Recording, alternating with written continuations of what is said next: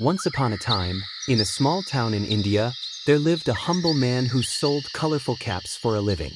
He was known by everyone as the cap seller. Every morning he would arrange his caps, red, blue, green, yellow, and brown, neatly in a big basket. Then he would place the basket on his head and walk from village to village calling out, "Caps! Caps for sale! Beautiful caps! Only 5 rupees!" Children would run to him, excited to choose their favorite color. People liked him because he was honest, polite, and always smiling. Deciduous tree. A hot afternoon in the forest. One sunny afternoon, the cap seller was walking through a dense forest on his way to the next village. The sun was blazing hot, and sweat dripped from his forehead. "It's too hot today," he said to himself. "Let me rest for a while under that big banyan tree." He gently placed his basket beside him, sat down under the cool shade, leaned against the tree trunk, and soon he dozed off. Monkey faced the mischievous monkeys.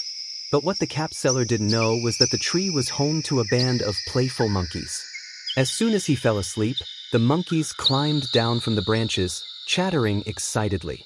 They saw the basket full of bright caps, and their eyes lit up. Curious and mischievous, they grabbed all the caps and climbed back up the tree.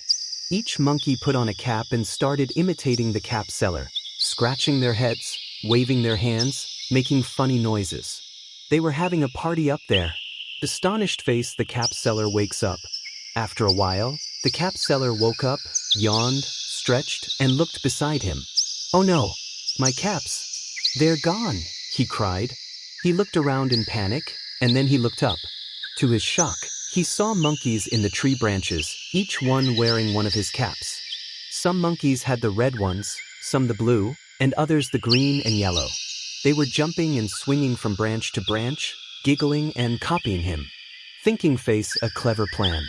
The cap seller was both angry and helpless. "How do I get my caps back?" he wondered. He clapped his hands. The monkeys clapped back. He shook his fists. The monkeys shook theirs. He shouted at them. They screeched right back. Then he had an idea. "Monkeys love to imitate," he whispered to himself with a smile. So he slowly took off the only cap left on his head, looked at it carefully, and then threw it on the ground in frustration. Just as he expected, the monkeys did exactly the same. Plop, plop, plop. All the caps came raining down from the trees.